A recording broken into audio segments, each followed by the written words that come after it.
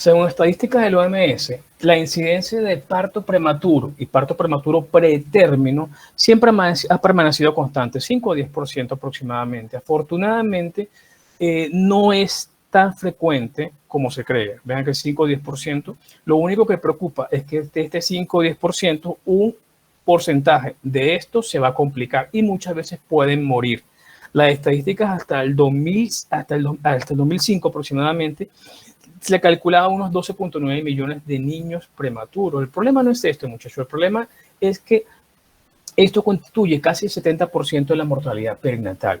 Y otro problema es que el 50% de los embarazos prematuros o de los partos prematuros terminan teniendo secuelas neurológicas. Entonces, muchachos, hay dos cosas que hay que ver acá, desde el punto de vista médico, desde el punto de vista de Estado, desde el punto de vista de salud. Un recién nacido pretérmino es un problema por supuesto que es un problema de salud, eso no hay, ahí no se niega, pero es un problema también para el Estado. ¿Por qué?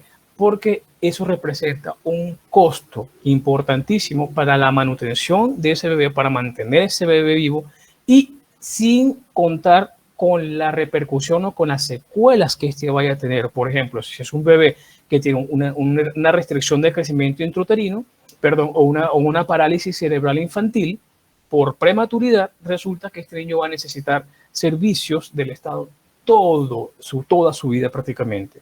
Entonces, esto al Estado le genera muchísimos gastos, muchísimos gastos. Además es que nosotros, como médicos, digamos, no tenemos un grandísimo problema de salud con aquellos niños que son con parálisis cerebral infantil por prematuridad. Entonces, desde el punto de vista de salud es un problema grave. Lo más que tenemos que tomar en cuenta de un bebé prematuro no es que pueda nacer vivo, es que pues sí, la mayoría de las veces nace vivo. Esas son las secuelas con las que este puede quedar. Según la OMS, dice que aproximadamente anualmente nace como de 12.5 a 15 millones de niños prematuros al año. Resulta que para ser prematuro no es más sino que tener antes de la semana 37. O sea que el bebé, si tiene 36 semanas, 5 días, es un bebé que tiene todos los signos de madurez, pero desde el punto de vista estadístico tiene menos de 37 semanas. Cae dentro del rango de prematuridad. ¿Okay? La mayoría de estos partos prematuros se dan, por supuesto, en países de nivel socioeconómico bajo. Entonces, tenemos parto prematuro. La definición como tal es todo bebé o un bebé nacido vivo, ojo, antes de la semana 37 de gestación. ¿Ok? Entonces, tenemos esta clasificación, muchachos, según la OMS, que nos va a decir entonces y que nos va a ayudar a ver cuál es el manejo de estos prematuritos. Bien, tenemos prematuros extremos, que son menos de 28 semanas, muy prematuros, de 28 a 32 semanas, y prematuros moderados a tardíos, de 32 a 37 semanas. Entonces, ¿en qué radica esta diferente clasificación? En las diferentes formas de manejo que vamos a tener ante el parto prematuro. Bien. ¿Qué sucede acá, muchachos? Cuando ustedes estén en su rural, ustedes le puede llegar a una paciente con amenaza de parto prematuro de 34 semanas o 33 semanas y ustedes dicen, bueno, no hay problema, el bebé está encefálico, ya tiene 4 centímetros, esta señora va a parir. ¿Y qué puede pasar? El bebé es un bebé pequeño, la señora puede parir. El problema, señores, no es que la paciente pueda parir. Sí va a poder parirlo, la mayoría de las veces. El problema es si tú en Guapi, cuando estés de médico rural, tienes las herramientas para atenderlo de manera adecuada. Vas a atender el parto, pero este bebé se te puede morir de unas complicaciones que se te van a presentar entre las primeras 24 a 48, 72 horas. ¿Qué son estas complicaciones a corto plazo?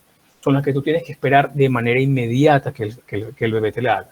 Síndrome de dificultad respiratoria del recién nacido es la primerita, por inmadurez del sistema respiratorio, o llamado también síndrome de membrana hialina.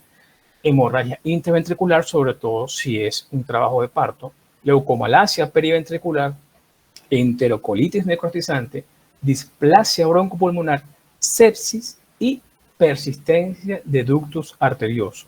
Son las primeras complicaciones que tú tienes que esperar entre las 24 y 72 horas.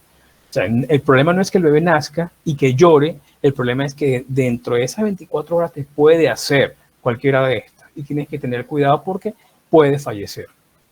Y peor aún, puede fallecer en un sitio donde no era apto para la atención del mismo. Si todo esto pasa y todo está bien, pudiese tener complicaciones a largo plazo, que son las complicaciones que más adelante va a aparecer a medida que el bebé se vaya desarrollando. Parálisis cerebral infantil, retardo mental y retinopatía del prematuro. Esto sin contar aquellos trastornos cognitivos o aquellos trastornos psiquiátricos, por ejemplo, asociados a esquizofrenia, autismo y otros trastornos cognitivos, ¿vale? ¿Cuáles son los factores predisponentes? Les comento, muchachos. La mayoría de las pacientes que hacen parto prematuro son de manera idiopática. O sea, no son con una causa demostrable. Ahora, si la causa es demostrable, de esa causa demostrable, la mayoría es la infecciosa, hasta un 50%. Por la primera causa como tal de parto prematuro se considera que es idiopática y se considera que está ligada a la causa genómica. Por lo tanto, es importantísimo, muchachos, reconocer o por antecedentes si la madre de la paciente tuvo antecedentes de parto prematuro, si la paciente fue un parto prematuro, porque estas son causas que está demostrado que están implicadas, que están relacionadas con el genoma, sobre todo en la parte obstétrica materna, por eso era que le hacía énfasis a ustedes con respecto a esos antecedentes. Bien, de las causas infecciosas, muchachos, ¿cuál es la que tenemos que tener más cuidado? Primeramente, la vaginosis bacteriana. La vaginosis bacteriana me aumenta de 1.5 a 3 veces más el riesgo de parto prematuro. Otro sería la corioamnionitis clínica, que es la infección de todo lo que es el líquido amniótico, membranas ovulares, feto, placenta, todo lo que es el contenido obstétrico como propiamente dicho, ¿vale? Inclusive esta infección puede diseminarse y hacer una sepsis, pero la más frecuente es la corioamnionitis, una infección local a nivel de todas las partes ovulares, que puede ser por una ruptura de membrana que vamos a ver ahorita más adelante, y esto entonces puede desencadenar el parto prematuro. ¿Cuáles son los gérmenes más comúnmente implicados, muchachos? Ureoplasma urolítico y Mycoplasma hominis de entrada. Son los dos más frecuentes asociados. Sin embargo, también está involucrado Candida vaginalis, Streptococcus y Bacteroides fragilis. No se descarta también las infecciones por Escherichia coli y por Neisseria gonorrea, ¿vale? Pero lo más frecuente son los dos primeritos que le mencioné, Ureoplasma urolítico y Mycoplasma hominis. ¿Cómo sabemos entonces o cómo apuntamos una paciente que tiene riesgo de amenaza de parto prematuro? Primero, muchachos, desde el inicio del control prenatal, si hacemos un adecuado interrogatorio, tenemos que saber entonces que la paciente haya tenido antecedentes de parto prematuro.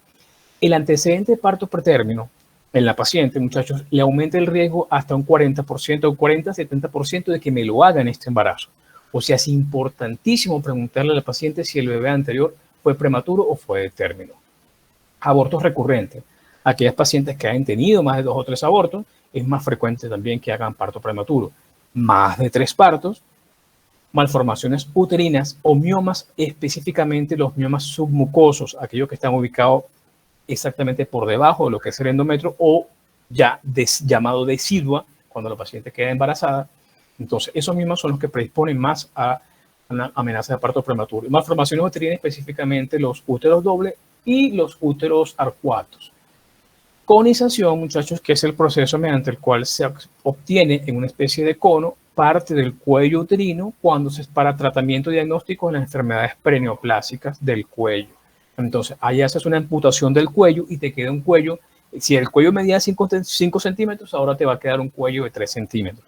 Entonces, va a tener un cuello mucho más corto y, por supuesto, el riesgo de que la paciente haga una incompetencia cervical y una amenaza de parto prematuro. Desgarros cervicales, ¿cuándo? En los partos anteriores. Y el peso pregestacional, muchachos, cuando la paciente tiene un peso pregestacional menor a 45 kilos o un índice de masa corporal menor a 20, es más frecuente que haga amenazas de parto prematuro. De hecho, eso pueden jurarlo, muchachos. Paciente delgada, extremadamente delgada, en índices de nutrición leve en adelante, o con un índice de masa corporal menor a 20, juren lo que a mitad de embarazo le va a hacer su amenaza de parto prematuro. Eso es casi, bueno, seguro. Ganancia insuficiente de peso o pérdida de peso, muy frecuente, un factor muy frecuente visto en las pacientes con hiperemesis gravídica. Son pacientes que pierden peso, que ganan poco peso en todo el embarazo y que te terminan haciendo la amenaza de parto pretérmino por esto. Entre los factores demográficos, ¿cuáles son los más frecuentes que yo encuentro? Bueno, edades extremas de la vida, menor a 17 años o mayor a 35 años. Depende mucho de lo que es el estilo de vida, por supuesto, el estrés laboral, raza no blanca es más frecuente y madres solteras. Se ha visto que esté en mayor incidencia el parto prematuro. Entre los hábitos y conductas, muchachos, el tabaquismo, donde ustedes lo pongan, está ahí fijo, seguramente. En todo, cualquier tipo de patología obstétrica, el tabaquismo va íntimamente relacionado. Drogadicción, alcoholismo y el estrés físico y psicológico, ¿vale? Bien, ¿a qué condiciones médicas está asociado el parto prematuro? Primeramente, paciente hipertensa, paciente diabética, paciente desnutrida, paciente con anemia, paciente con sífilis, nefrópata o cardiópata. Son las patologías más frecuentes a las cuales está asociado la amenaza de parto pretérmino. O sea que si tengo una paciente diabética o desnutrida o hipertensa, mucho cuidado que posiblemente me pueda hacer una amenaza de parto prematuro en cualquier momento del embarazo. O sea que no debo subestimar que una paciente hipertensa o desnutrida o diabética tenga dolor. No, que eso es normal. No, cuidado con eso. Es un factor de riesgo para parto prematuro, ¿ok? O sea que tengo que pensar mal en esa parte.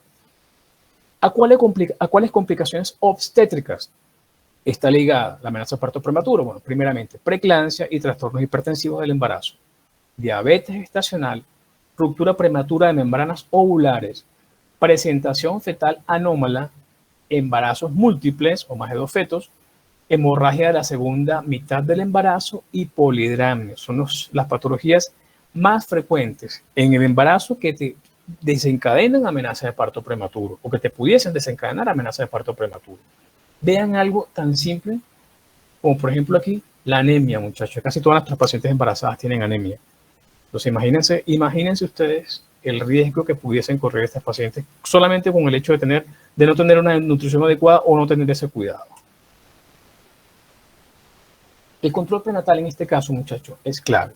Una adecuada anamnesis, un adecuado diagnóstico, una adecuada semiología del dolor para saber si la paciente tiene o no un dolor tipo contracciones en realidad o es otro tipo de dolor.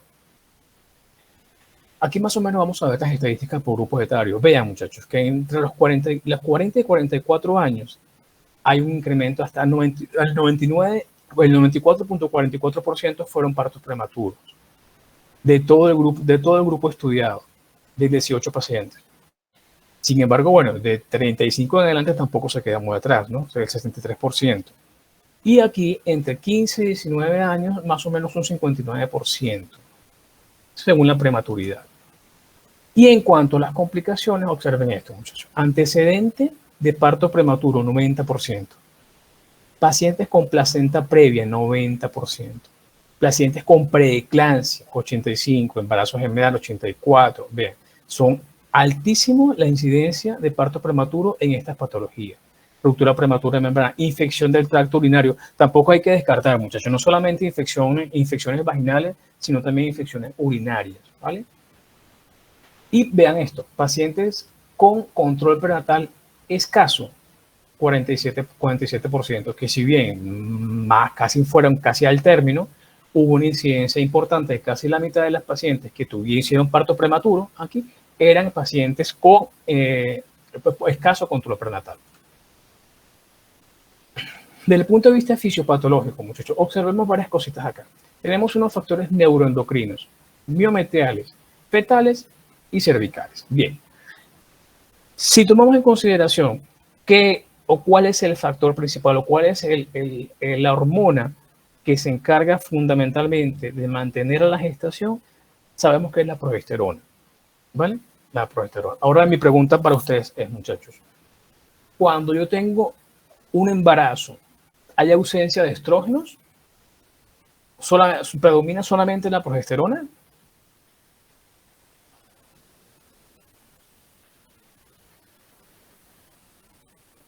No, doctor. No, ¿qué? No predomina solamente la progesterona. ¿Tengo estrógenos? Sí. Bueno, la pregunta es entonces, ¿a qué nivel tengo los estrógenos. ¿Los estrógenos son a los mismos niveles de progesterona o niveles menos o cómo es esa No, vuelta? pues están disminuidos. Ah, cierto, ¿verdad? Eso es lo que creíamos. Y eso es lo que se creía porque nos metían un chip que una vaina es estrógeno, otra es progesterona. Si está la progesterona aumentada, los estrógenos están disminuidos. Pues no, muchachos. Resulta que los estrógenos y la progesterona tienen un efecto importantísimo. Sus efectos son diferentes. Son completamente diferentes. ¿Ok? Entonces, la progesterona tiene un efecto para mantener el embarazo en donde a nivel del músculo miometrial, pero el estrógeno tiene un efecto importantísimo en la síntesis de la hipertrofia del músculo del miometrio, o sea que es necesario. Además de que el estrógeno es necesario sobre todo para que el feto pueda utilizarlo para su crecimiento y para acumulación de grasa en lo que es el tejido adiposo. Además de que el estrógeno permite el desarrollo mamario de las glándulas y la prolactina y la progesterona de los conductillos. O sea que el estrógeno tiene unos efectos distintos. Ahora, cuando hablamos de contracción uterina y de trabajo de parto, el que más me beneficia a mí allí en ese momento es la progesterona. Por lo tanto, tiene que haber un equilibrio muy sutil entre estrógeno y progesterona. Ni muy, ni tan. Okay, o sea que si hablamos de útero y de contracción, ahí se beneficia más la progesterona. Con la progesterona, ¿vale? Por el efecto que tiene de uteroinhibición. Ahora, tenemos varios efectos. Aclarar ese punto ahí, ese punto con respecto a que cada hormona tiene su punto de acción distinto, ¿ok? Resulta que el cuello, podemos hablar de los factores cervicales primeramente, muchachos. Tiene que haber el equilibrio estrógeno-progesterona, ¿ok? Entonces, el cuello también depende de la progesterona para mantenerse activo, para mantenerse cerrado. ¿De qué consta el cuello? Pues consta de fibras elásticas, fibras colágenas, tejido conectivo, agua. ¿Ok? Para que yo tenga modificación del cuello, obligatoriamente tengo que tener rupturas de las fibras elásticas, ruptura de las colágenas, deshidratación del cuello, y es lo que me va a permitir entonces que esas fibras se laxen y el cuello pueda abrirse. ¿Ok? O sea que, ¿y qué es lo que me va a hacer es eso, todos esos cambios en el cuello? Un proceso inflamatorio. No necesariamente infeccioso, cuidado con eso. Es un proceso inflamatorio. Quiere decir que está mediado por citoquinas, no necesariamente infeccioso. ¿Vale? Entonces, este proceso inflamatorio hace que se modifiquen todas las fibras de lo que es el cuello y provoca entonces la dilatación. Eso a nivel cervical. A nivel fetal, vuelvo y menciono, necesita el estímulo o el equilibrio estrógeno-progestágeno. ¿Ok? ¿Qué resulta, muchachos? Que el aumento de la progesterona aumenta la sensibilidad de los receptores de la oxitocina. ¿Ok? La oxitocina te aumenta el número, pero la progesterona te aumenta la sensibilidad del receptor. ¿Ok? Aumenta también, además de eso, te produce a nivel fetal, digamos, tienes que tener una señal. La señal a nivel fetal se dice, ¿cuál es, muchachos, si saben? La señal que me dice que el feto ya está maduro. El cortisol fetal. ¿Ok? El cortisol fetal de la glándula suprarrenal fetal es lo que me da la señal de que el feto está maduro. Cuando esa señal ocurre, entonces empieza la reproducción de los receptores de oxitocina, la acción del estrógeno y la acción de la progesterona. Vea que tienen diferentes funciones. Una aumenta el número y otro aumenta la sensibilidad. ¿Ok? Entonces hablamos del equilibrio estrógeno-progestágeno.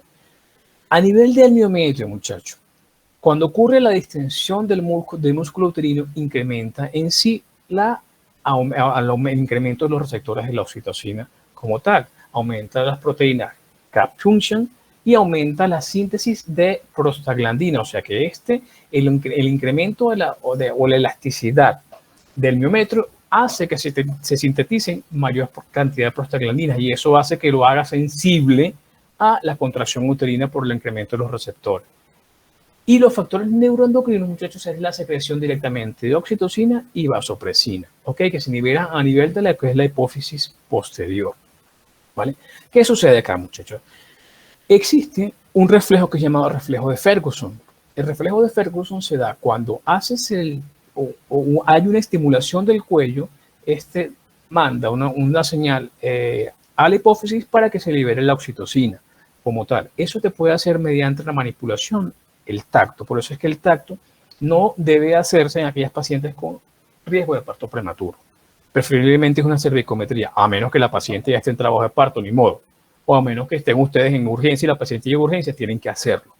¿Vale? Pero normalmente en una paciente de manera rutinaria no están indicados los tactos si la paciente no tiene ninguna sintomatología, porque puede estimular el reflejo de Ferguson. Una vez que se produce la contracción, la cabeza o el polo fetal o la presentación desciende, presiona el cuello y esto estimula y hace entonces que entres en un feedback positivo para iniciar entonces el trabajo de parto. ¿Y dónde cortas el asunto? Ahí el problema. Ya vamos a verificar entonces cómo se hace esa corte del eje. Resulta, muchachos, que está demostrado que existen como proceso inflamatorio como tal, hay unas interleuquinas o unas citoquinas que son inflamatorias y unas citoquinas que son antiinflamatorias. ¿Cuál es el asunto? Las dos tienen que estar presentes. Pero, por ejemplo, si predomina una por encima de la otra, ya, por ejemplo, si predomina la interleuquina 12, que es una de las más frecuentes de amenaza de parto prematuro, ya tenemos entonces el riesgo, ¿vale? Si en esta está ausente la interleuquina 6, que es una citoquina importantísima para la contracción uterina, entonces predispone el riesgo de parto prematuro. Entonces, este equilibrio de citoquinas debe darse de manera digamos, secuencial, ¿vale? Para que se mantenga entonces lo que es el feto dentro del útero y no se den contracciones uterinas. Entonces, todo esto depende de un delicado equilibrio de las citoquinas, ¿ok? Más o menos esto es un resumen, muchachos, de todo lo que dijimos ahorita acá. Iatrogénico. Entonces, ¿cómo puede ser un parto prematuro iatrogénico? Ya dijimos, primeramente, mediante la manipulación. ¿Y cuál es la causa más frecuente, muchachos, además de la manipulación de parto prematuro? Que yo le saque mal la cuenta, que yo crea que ese feto tiene 38 semanas cuando tiene 36 y me llega con 4 centímetros y yo empiezo a inducir trabajo de parto porque llegó con 4 centímetros. Resulta que le saqué mal la cuenta de la fecha de la menstruación o con la ecografía y ese feto tiene 36 semanas. De esa manera hacemos un trabajo de parto prematuro iatrogénico. ¿Okay? Entonces, vamos en tema. Esto es un pequeño abreboca de lo que es la introducción a lo necesario para conocer lo que es el parto prematuro. ¿Qué es el parto prematuro como tal, muchachos? Es la expulsión del feto entre la semana 22 y antes de la semana 37, o antes de cumplir los 259 días de la gestación. ¿Okay? Es la expulsión. ¿Qué sucede, muchachos? Si el feto ronda alrededor de las 22 semanas, como está muy cerca, no sé si es un aborto o no, pues puede tener 2 semanas de diferencia y resulta que es un aborto, tomamos como referencia el peso fetal. Según la OMS, si tiene menos de 500 gramos se considera como un aborto. ¿Y por qué les digo esto? ¿En qué radica la diferencia? Que si es un aborto, tú no vas a llenar una serie de papeles de feto de nacimiento vivo o de nacimiento fetal. No.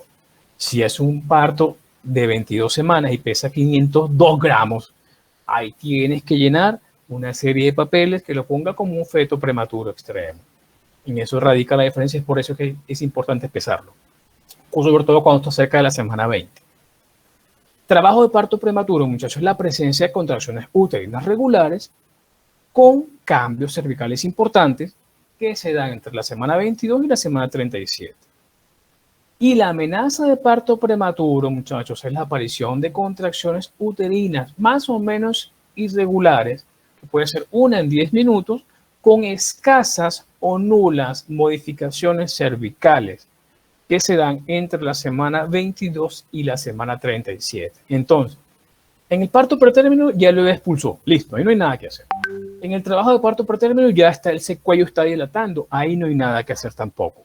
Donde podemos tomar todas las medidas es en la amenaza de parto pretérmino y es por eso la razón de la revisión de hoy. Es acá donde podemos tomar una serie de medidas para garantizar una mejor sobrevida de ese feto. Entonces, ¿cómo hacemos el diagnóstico? Primeramente, los factores de riesgo. Tengo una paciente, un control prenatal, que es diabética, es hipertensa o tuvo antecedentes de parto prematuro y posiblemente me lo haga esta vez. Manifestaciones clínicas. La paciente tuvo dolor. ¿Dónde es el dolor? ¿Cómo es el dolor? ¿Cuándo empezó el dolor? ¿Con qué regularidad le da el dolor? ¿Hay radiación? No hay radiación. Examen físico. La paciente tiene contracciones palpables. ¿Cuánto le dura? ¿Cómo son las contracciones? Y exámenes paraclínicos para la detección del parto prematuro. Criterios, muchachos. Criterios de parto prematuro. Ojo con esto. ¿Okay? Lo primero que tengo que saber es la edad gestacional. Entonces ya van dos temas en los que si no sé la edad gestacional no tengo idea de qué es lo que estoy haciendo. ¿Ok? Entonces, edad gestacional. Que el feto tenga entre 22 y 36 más 6 días. ¿Ok? Si no estoy muy seguro de la edad gestacional, muchachos, todo feto que yo vea que es más pequeño de lo esperado, lo meto como parto prematuro hasta que se demuestre lo contrario. Es decir, que si me llega a la rural una paciente, porque por la fecha de la menstruación le da 38 semanas, supuestamente ella no está muy segura, pero cuando le da una altura uterina, ese feto me mide 28 o me mide 26, no se me relaciona. Yo la empiezo a manejar como una amenaza de parto prematuro hasta que se demuestre lo contrario. ¿Ok? ¿Cómo tienen que ser las contracciones uterinas en la paciente para decir que es una amenaza de parto prematuro? 30 contracciones en 30 minutos. 8 contracciones o 8 contracciones en una hora. ¿Ok? O una contracción en 10 minutos. Y que esta persista por más de una hora. ¿Ok? No fue que la paciente le dio un dolor a las 8 de la mañana y hasta ahorita no le ha dado más, no. Tiene que tener más de una hora con este patrón, con esta clínica. En cuanto a los cambios cervicales, si voy a hacer el tacto y estoy en urgencia, tienes que tener más del 50% de dilatación cervical y que tenga más de 1 centímetro. ¿Cuál es el problema, muchachos? Que esto no se aplica en multíparas y no se aplica en pacientes mayor a 32 semanas. ¿Ok? O sea que para que yo tenga este criterio, la paciente tiene que ser nulípara y tiene que tener menor de 32 semanas. ¿Vale? O sea que si tengo una paciente que es multípara y tengo un cuello borrado con un 50%, con 1 centímetro, posiblemente sea un cuello propio de multípara. Entonces, este factor debe estar pegado a la clínica, ¿ok? Y si puede estar todo pegado aquí, mucho mejor, ¿ok? Entonces, vuelvo y repito, mayor del 50% de borramiento y más de 1 centímetro de dilatación en pacientes menores de 32 semanas y primigestas, ¿ok? ¿Qué pasa con el resto de las pacientes? Para eso tengo este estudio, que es la cervicometría. Necesito, mediante una ecografía, ver la longitud del cuello. Bien, entonces, en esto consiste la cervicometría, muchachos, que se lo dije cuando estábamos viendo la parte de la guía de control prenatal.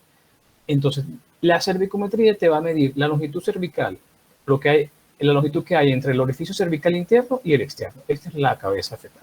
Este es el cuello, un corte sagital que te mide entonces la longitud entre el orificio cervical interno y el externo. Esto es lo que me va a dar a mí la seguridad o no del parto prematuro. Si yo hago un tacto, ya vamos a ver. Estos son cortes, muchachos, estos son cosas técnicas para ecografía que no les compete a ustedes en este momento, tranquilo. Bien. Vean esto. Cuando el cuello empieza a disecarse y el orificio cervical interno se acerca al orificio cervical externo, empieza a cortarse como tal, se forma esta muesca acá. Esta parte de acá se llama embudo. Es donde el cuello, el orificio cervical interno empieza a abrirse. Y yo digo, pues, en esta imagen, ¿dónde está el orificio cervical interno? ¿Aquí? No, estaba aquí.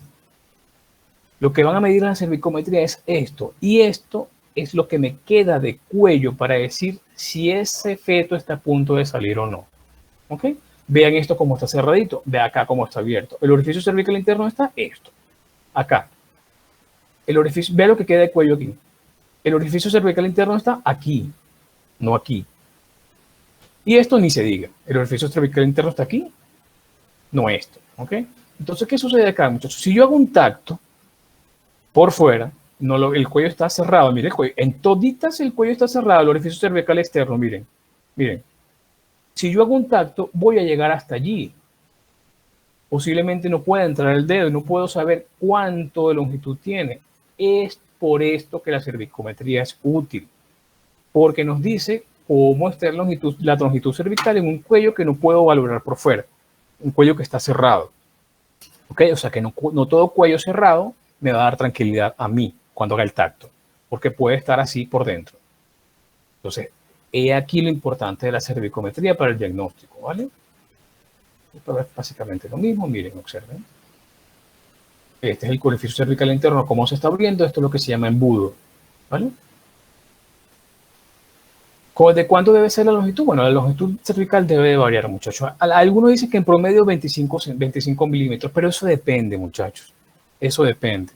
25 milímetros generalmente cuando tiene 28 semanas, porque 25 milímetros a las 32 semanas es prácticamente normal. Yo espero que tenga un cuello de 25 milímetros a las 32 semanas. Entonces, eso es relativo. Hay que meterlo en estas tablitas para verificar si o no tiene cervicometría positiva. En cuanto a los otros paraclínicos, muchachos, existen otros paraclínicos que nos pueden ayudar en el diagnóstico de parto prematuro. Uno es la fibronectina. La fibronectina, muchachos, es una proteína que se encarga de fijar la bolsa anocoriónica o el saco anocoriónico de la decidua del útero. O sea que, si tú te pones a ver que dentro del útero hay una bolsa o un globo lleno de agua, ¿cómo ese globo con el roce no se rompe? Es por eso, porque no hay roce. Hay una pegatina que se encarga de adherir ese saco amniótico a la decidua del útero y evitar el roce. Eso es la fibronectina. Cuando hay amenaza de parto prematuro, hay secreción de esa fibronectina a través del orificio cervical y se produce entonces, podemos tomarla como muestra. Esa fibronectina te da aproximadamente mayor a 50 nanogramos por decilitro cuando es positiva y la fibronectina se toma de fondo del saco. Se puede tomar también el estrol en saliva, generalmente es producto del metabolismo del cortisol fetal, en saliva materna, lógico. Las citoquinas cervicales, la ausencia o presencia de la interleuquina C específicamente, y la proteína transportadora del factor de crecimiento similar a la insulina tipo 1. ¿Por qué esto es importante? Porque estrictamente esta proteína se produce a nivel de hígado fetal, no más. Pero esto es más indicativo de ruptura de membrana que de parto prematuro, ¿vale? ¿Qué vamos a hacer, muchachos? ¿Cuál es, según la guía de la Asociación Bogotana, qué se hace con una paciente cuando te llega con contracciones uterinas dolorosas y que está sospechando? Cuando está sospechando, es básicamente el mismo manejo. Perfil biofísico fetal, monitoría fetal, cuadro hemático, examen de orina, proteína C reactiva, prótesis de flujo cervicovaginal y cervicometría. Vean que ya metieron la cervicometría dentro del protocolo. Ya no es un examen aislado, no es un examen o no es una herramienta que yo pueda o no usar. Ya está metida dentro del protocolo. No es opcional si la voy a usar o no. Tengo que, cuando la paciente tiene con contracciones, que estoy sospechando parto prematuro. Tengo entonces un grupo 1, en los cuales son las pacientes que tienen las contracciones, como se las estoy diciendo, y un grupo 2, que son aquellas pacientes con contracciones, pero que van a parir. O sea, son pacientes que ya están en trabajo de parto franco, como tal, ¿ve? ¿Me entiende acá? Entonces, el grupo 2 va a parir, listo, ahí no hay más nada que hacer. Y el grupo 1, ahí sí, es este grupo donde podemos evitar el parto prematuro. Entonces, muchachos, ¿qué voy a hacer con esta paciente? ¿Cómo le voy a hacer este manejo en urgencia? Primeramente, tenemos que hacer el diagnóstico. Si la paciente tiene criterios de parto prematuro, ver si tiene la contracción presente, la voy a ingresar en urgencias, la voy a mantener en reposo 2 o 3 horas para ver si la regularidad de la contracción me coincide con el criterio de que tenga 3 contracciones en 30 minutos o que tenga 8 contracciones en 1 hora, ¿vale? Y empiezo el tratamiento entonces con un con un tocolítico, si demuestro que tiene entonces la contracción uterina. Ya vamos a ver cómo es el manejo más específico aquí. Bien, cuando llega la paciente, entonces te mantengo en observación, le voy pidiendo los exámenes como tal, le trato la infección, si la sospecho o la diagnostico, le coloco la dosis de maduración pulmonar y empiezo entonces el atocólisis, ¿ok? O el esquema de maduración pulmonar fetal, ¿vale? Bien. Entonces, ¿qué sucede acá? ¿Cómo hago la maduración pulmonar fetal, muchachos? Con betametasona, es un esteroide, ¿ok? Betametasona, 12 miligramos intramuscular diario por 2 dosis, o sea, 12 miligramos hoy y 12 miligramos mañana, ¿ok? ¿Qué resulta, muchachos? Que la betametasona, la ampolla de 12 miligramos le cuesta a la EPS o la paciente le cuesta como 300.000 pesos, una ampolla. La EPS tiene ampollas de 4 miligramos, o sea que ustedes cuando la vayan a indicar, vean la presentación, son ampollas de 4 miligramos. Ustedes mandan 3 ampollas de una sola dosis hoy y 3 ampollas de una sola dosis mañana. ¿Okay? En el caso de betametasona, son 2 dosis, total 24 miligramos en total. O de dexametasona, muchachos, 6 miligramos, pero esta sí es cada 12 horas, en la mañana y en la noche, por 2 días. ¿Ok? No sé si han escuchado una fulana dosis de rescate. La dosis de rescate, muchachos, es cuando a la paciente se le coloca la maduración pulmonar hoy, por ejemplo, completa, y la paciente viene la semana que viene, nuevamente regresa la semana que viene con contracciones. O sea que si se le coloca la maduración pulmonar y después de 7 días la paciente reincide con la clínica, le colocas un refuerzo. ¿Cómo es el refuerzo? La mitad de la dosis. O sea, le colocas una sola dosis de 12 o 2 dosis de 6, solamente. Un solo día. Listo, no más. ¿Cuándo repito esto? Completo, cuando la paciente llegue 2 semanas después de haber colocado la maduración pulmonar con clínica nuevamente. ¿Ok? Ahí repito el esquema completo. Pero si es 7 días o una semana solamente es la mitad de la dosis. ¿Vale? Entonces, muchachos, otra cosa importante acá. Aquellos fetos que se ha diagnosticado con restricción de crecimiento intrauterino y tengan ya alrededor de 34 semanas, se dice que estos fetos ya están maduros. ¿Por qué, muchachos? Porque una de las cosas es que los fetos, mediante una situación de estrés, sobre todo los fetos pequeños o restringidos, ellos aumentan la cantidad de cortisol fetal, lo que hace que aumente la velocidad con la que se madura los pulmones fetales. Por lo tanto, entonces, en estos fetos no se administra la maduración pulmonar fetal, sobre todo si está cerca de la semana 34.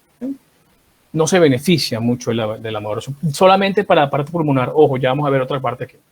Esto simplemente, muchachos, para recordar, para hacer una revisión de algo importante acá, de lo que es el análisis del líquido amniótico. ¿Vale?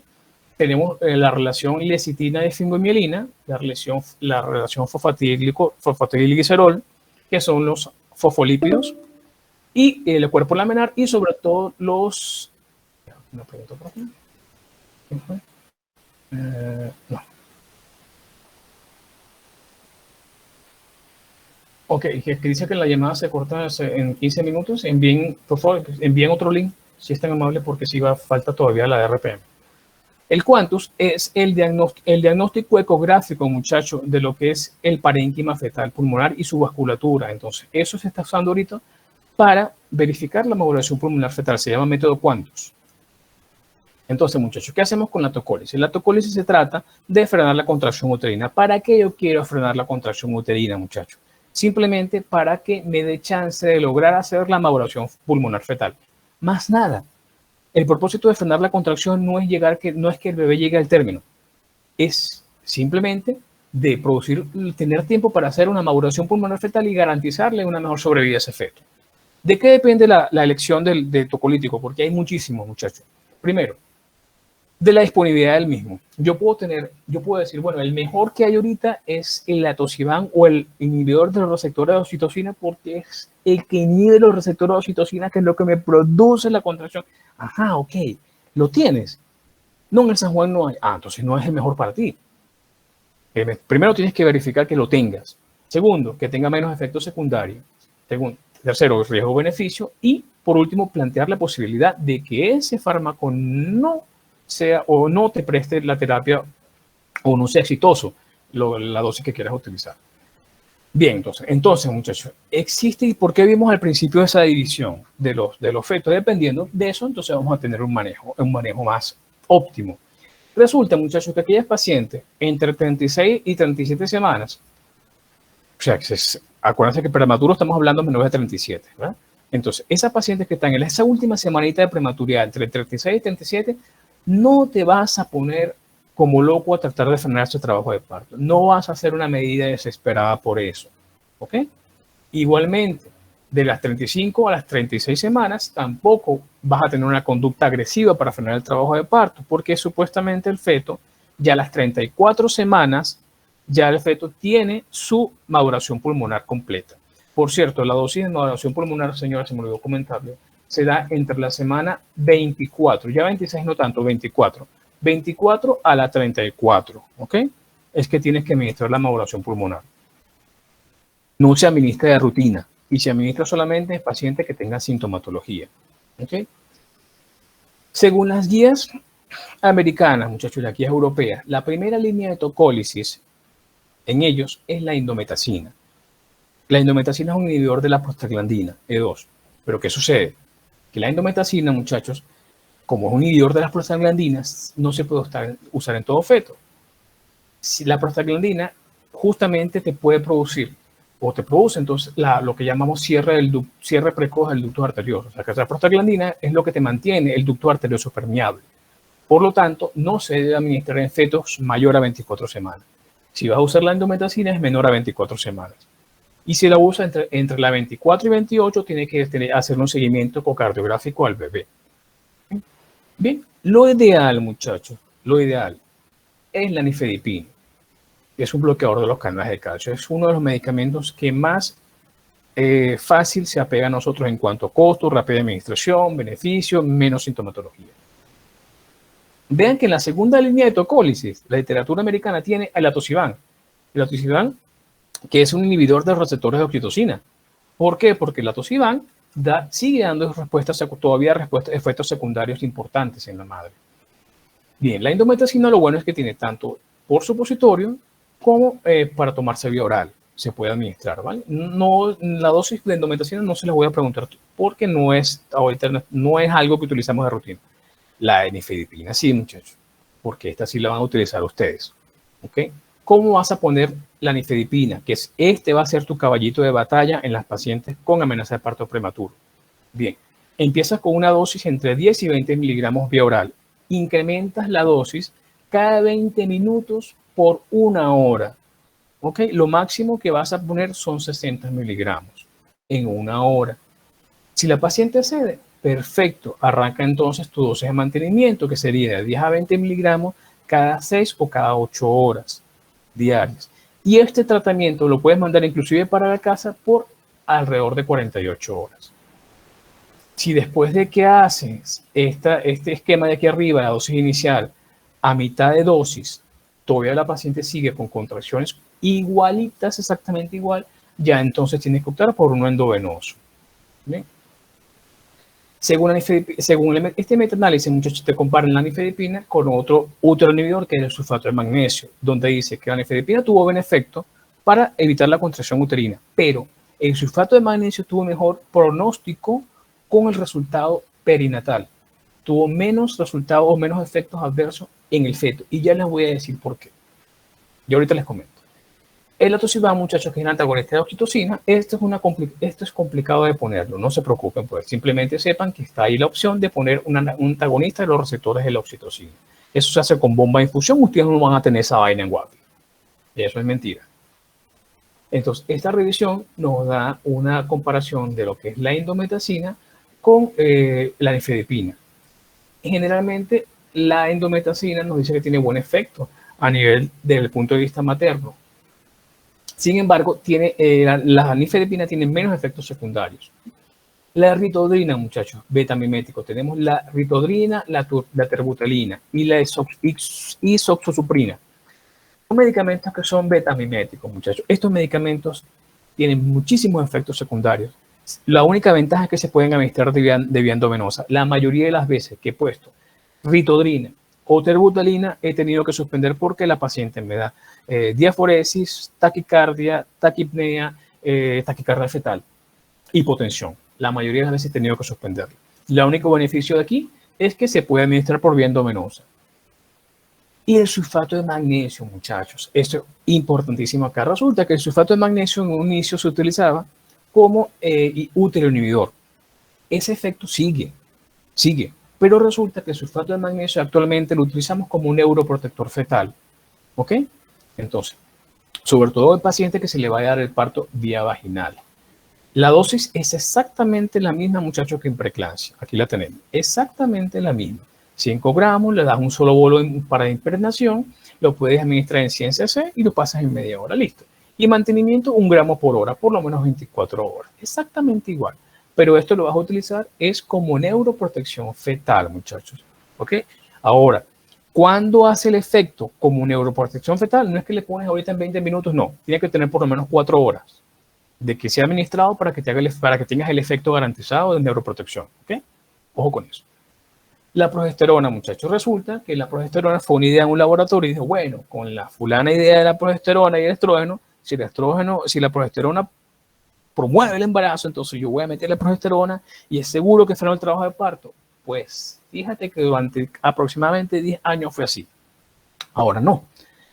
Ahora se demostró que la progesterona o esta progesterona vía oral o vaginal es beneficioso solamente si hay modificaciones del cuello y solamente si la paciente tiene contracciones uterinas activas.